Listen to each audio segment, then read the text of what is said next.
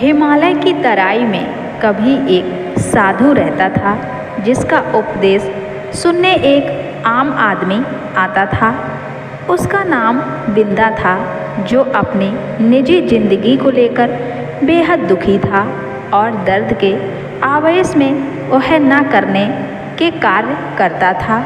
वो राहगीरों को लूटता था और उन्हें मारकर खा जाता था।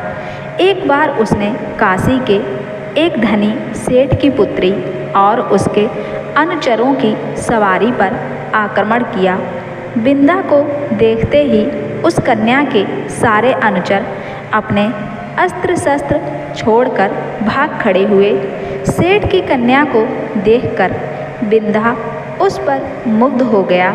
उसने उसकी हत्या ना करके उसके साथ ब्याह रचाया, इस डर से कि वह सुंदर कन्या कहीं भाग ना जाए। उसने लकड़ियों का एक बड़ा सा संदूक बनाया जिसमें वो कन्या को अच्छे से रख सके। फिर कन्या को संदूक में बंद कर दिया। वह उस संदूक को अपने पास छुपाकर रखता था। एक दिन बिंदा साधु से मिलने जा रहा था, तभी उसकी नज़र एक सुंदर झील पर पड़ी। गर्मी बहुत थी, इसलिए वह झील में उतर आया। उसने संदूक को खोलकर कन्या को बाहर निकाला और उसे जलाशय में अपने हाथों से स्नान कराया। उसके बाद वह स्वयं जलाशय में स्नान करने लगा। मुक्त कन्या जलाशय के किनारे विचरण करने लगी। तभी कन्या की नज़र एक राजकुमार पर पड़ी, जो पास की झाड़ियों में टहल रहा था। वह देखने में बहुत आकर्षक था। उस अत्यंत सुंदर राजकुमार को देखकर कन्या ने उसे इशारे से अपने पास बुलाया। फिर प्रेम क्रीड़ा करने के लिए उसने उसे संदूक में चले जाने को कहा। राजकुमार भी कन्या के मोह पास में आकर संदूक में अंदर छुप के बैठ गया। वह नहाकर दैत्य जब लौटा तो उसने संदूक को बंद किया और फिर से अपने पास छुपा लिया।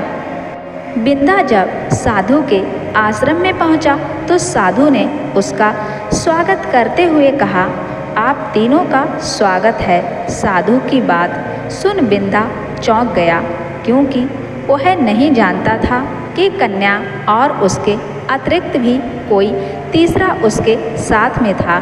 साधु की बात सुनते ही उसने संदूक को संभाल के खोला। ठीक उसी समय राजकुमार उससे बाहर निकल रहा था। बिंदा को बहुत गुस्सा आया, यह तक कि वह अपनी तलवार म्यान से पूरी तरह खींच भी नहीं पाया। अगर वह कुछ क्षणों का विलंब होता तो वह निश्चित रूप से वह राजकुमार का सर कलम कर देता, लेकिन साधु के रोकने पर बिंदा रुक गया।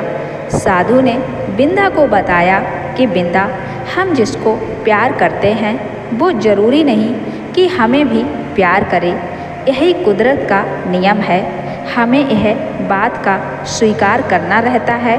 बहुत कम लोग ऐसे होते हैं जो कम नसीब होते हैं और जिनको कठोर वन जीवन जीना पड़ता है। तुम्हारे साथ भी वही हुआ है। तुम जो कन्या को चाहते हो वो कन्या तुम्हें नहीं चाहती। उसको छोड़ दो, उसके पीछे मत भागो। साधु की बात एवं ज्ञान को सुनने के कारण बिंदा की आंखें खुल गईं। उस दिन के बाद से बिंदा शीलवान बन गया। उसकी शादी एक अति योग्य कन्या से हुई और उसने अपना बाकी का जीवन हंसते हुए गुजारा।